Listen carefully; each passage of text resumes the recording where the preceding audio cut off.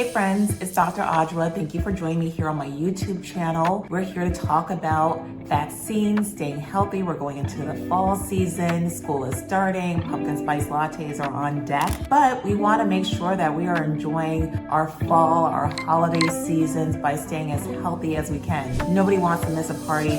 Nobody wants to be that person that spread things around. So let's talk a little bit about vaccines that we should be getting going into the fall season and just things that we should get in order to stay healthy as well. Please grab a drink, grab some tea, light a candle. Make sure if you like to hear content like this that you like, comment, share, and subscribe, and let's get into it. Hey friends, thank you for joining me here today. We are now heading into the fall where we look forward to pumpkin spice lattes. It's the beginning of the school year. And with that, it brings one thing that we often think about and we fear: the common cold and other respiratory illnesses. So let's talk about how we can get ready for the fall, for the winter, and staying healthy. And yes, I'm talking about vaccines. I know, we're all tired of hearing about vaccines, but it's something that we do. It's a part of our daily lives. It's very important for our improved health over the centuries. And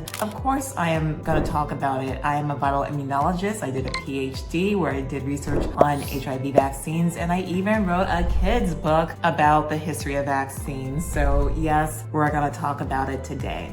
The first thing I wanna talk about is why vaccines are important. And like I said a little bit earlier, it has been the number one thing that has improved the health and longevity of people over the past, let's say, 200 years. At the beginning of the 1800s, about 50% of kids died before they reached their 5th birthday. And more individuals were sick. We didn't have the long life that we now enjoy today. The WHO came out with a study that was published in The Lancet earlier this year talking about the number one contributor to improved health, and they mentioned vaccines. And specifically, the measles vaccine is the one that has led to improved health among children reaching their adulthood. What I want to get into is what vaccines are important for all of us to get, and then talk a little bit more about vaccines that we should get depending on our age. So the 3 vaccines that I would say are pretty important for all of us to consider getting every year, besides our regular vaccine schedules that we've been doing since we were kids. The 3 vaccines that we should all think about are getting our yearly flu vaccine, now getting a yearly COVID vaccine, and getting the Tdap. So that is a vaccine that you get every 10 years. We all know what the flu is. It's a little bit worse than a cold. Nobody likes it. And one reason why many people in the hospital get sick is because they might get the flu on top of another illness. And so as healthcare workers, we are mandated in most states to have the flu vaccine. And then came COVID. We all know what COVID is. We experienced it. We lived through the pandemic and how it upended our lives. And we are so lucky about the advances in modern science that we can have a vaccine, that we had one in less than a year of identifying the disease. And the COVID vaccine is still something that's important to get every year because the new vaccine that you get yearly targets the new circulating strain. The strain that went around this summer was a little bit more contagious than we've seen in the past couple of years, but still not as deadly. And one of the reasons why people are not dying in such great numbers like we saw before from COVID is because we have this vaccine that is very effective, available, and naturally a lot of people have been infected, so they have some natural immunity.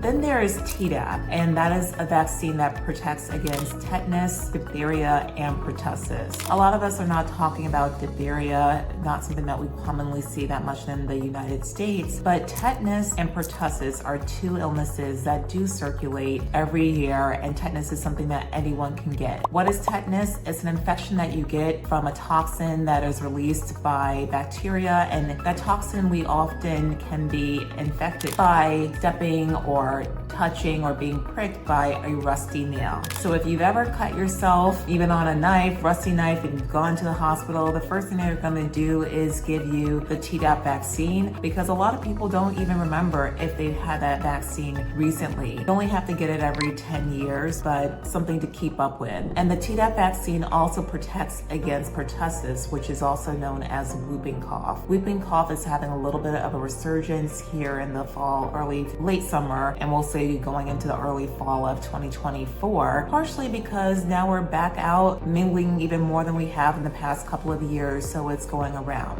Whooping cough is also an infection caused by a bacteria, and the first couple of weeks of that infection, you might have a cough, but when people start to get suspicious is it's been 2 weeks, I'm still coughing, and now I'm having really, really intense coughing fits that go on for weeks and weeks, and the coughing fits are then followed by a whooping sound, so you might be like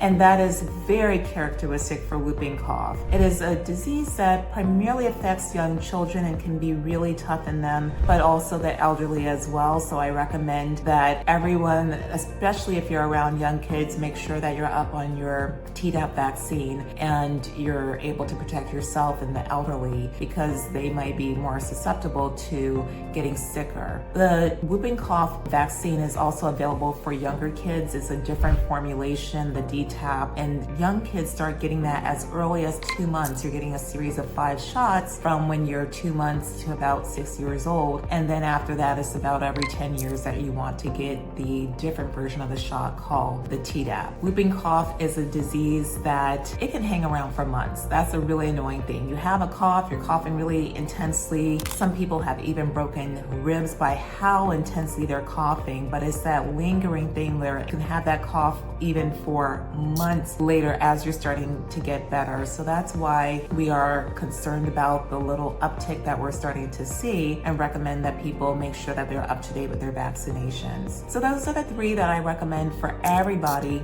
of every age.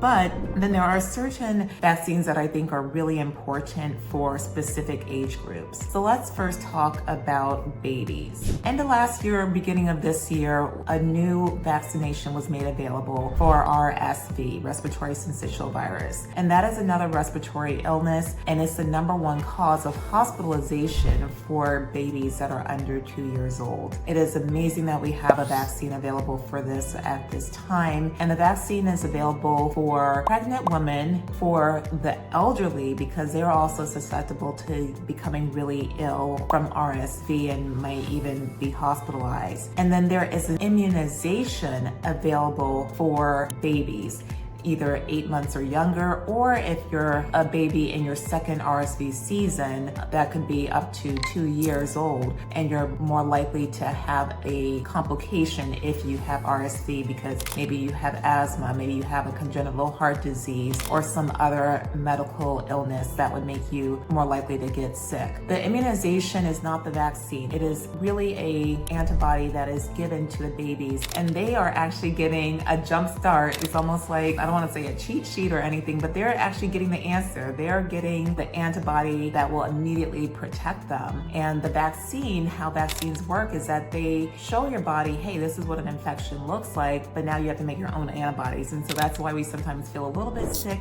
for a few days after getting a vaccine, because our body actually has to try to generate the antibodies and other special types of cells that fight infection. But the babies for RSV, you're already getting that antibody, so you're getting that protection really early.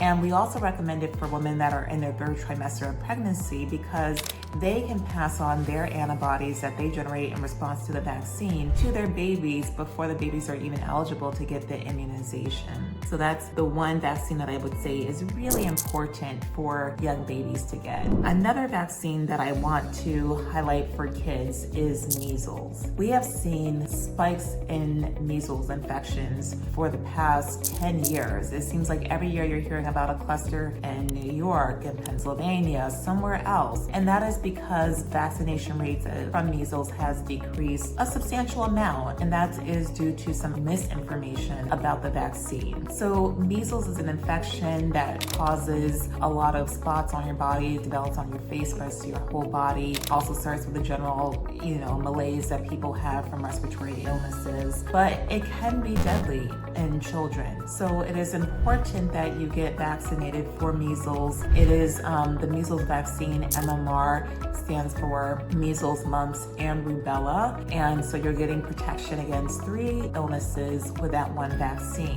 In my clinical work, I have seen individuals that had rubella as infants, and they were unfortunately left with deafness and blindness due to the complications of the illness. So it is important. People do get this. People are affected. So if you don't have to suffer from the illnesses because there is help available, get that help, get that vaccine. I do want to speak a little bit to the controversy with the MMR vaccine. About 20 years ago, there was a study published out of the UK that associated the MMR vaccine with autism. The study has been pulled. We have found that this is not true. There has been a lot of research looking into this. But when people hear, hey, your child might develop autism from this vaccine, it's understandable that people would be nervous and hesitant to give that vaccine to their child because autism is a disorder that comes with a lot of challenges as well. However,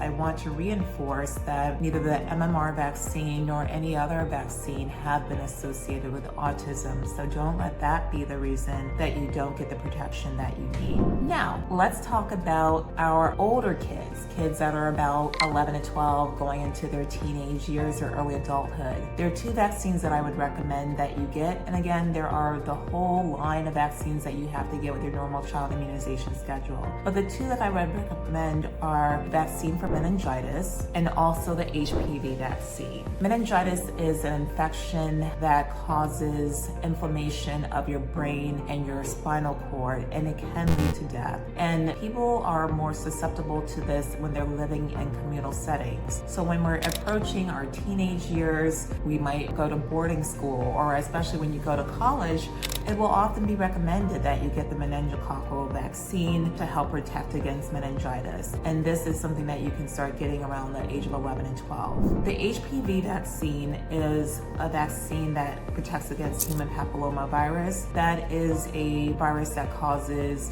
genital warts and infections in other places, but it can also lead to cancer. This vaccine is available to people over the age of around 11 to 12. I highly recommend that you make sure that you get this. And for a lot of us that were older when the vaccine first came out and we weren't initially the age that was targeted, you can have a conversation with your healthcare provider about getting this vaccine for what is a sexually transmitted infection. And now I want to talk about vaccines that older people should consider getting. We consider older over the age of 65, and no, I'm not saying that you're old and anything like that, but that's kind of our benchmark, that's our age, because that's when we start to see a lot of complications. And the 2 vaccines that I want to highlight that you should consider getting are the ones for pneumonia and the vaccine for shingles. Pneumonia is a disease that we all know is an infection of your lungs. It is a real cause of morbidity and mortality in older people, and also when you go to the hospital for whatever reason, you're just more susceptible to infections. I see it all the time, and you don't want this to be something that you have to deal with on top of whatever illness might put you in the hospital. So get the pneumococcal vaccine. Then I want to talk about shingles. Shingles is an infection. It's caused by the same virus that causes chickenpox when we are younger, and there is a vaccine for that too. But when you have shingles as an elderly person, it can come back and be more serious for you. I do remember seeing older people get shingles, and it was not anything to laugh about. You might get a rash in one particular area of your body, a lot of stinging and tingling, numbness, and pain, but if you have the shingles, it spreads to certain nerves and other parts of your body. It can leave you you can be debilitated from it. So that's the other vaccine I would recommend for our more mature people in our group. And that is really it. I hope that this talk was helpful for you. If you have any questions about vaccines, infections, the CDC website is a very good resource for you to get that information information from. There's also information available on the Mayo Clinic website. I feel like they break it down pretty well. If you have more specific questions, you can reach out to your primary care physician, your doctor, anyone to guide you, and your local health department will have information available for you. A lot of vaccines are covered by insurance, so look into that as well. If your vaccine that you are interested in getting isn't, there are definitely programs available, whether through individual pharmacies or through hospitals or through local health departments for you to get that. Like I said earlier in our talk, the vaccines have been one of the major reasons that we have increased longevity up until this day and age, where people used to die in their 40s and their 50s. We're now living into our 70s. We're making it past childhood. People didn't make it past, past the age of 5. Like I said earlier, about 50% of kids died before they reached that age, primarily due to diseases and infections. So now that we can do something about it, I hope you consider getting vaccines. I know there are lots of concerns about it, but they are really meant to help you stay safe, and a majority of us have benefited and are alive today because they're available. Thank you for joining me today, talking about how we can stay healthy with vaccines. Remember, if you want to hear more content like this, please subscribe, like, comment, and share. Again, my book is called Anjali the Brave, available on Amazon, Barnes & Nobles, talking about the history of vaccines, which I think is fascinating. And I hope that you enjoyed this talk and it was very informative for you. Thank you for joining me. Bye.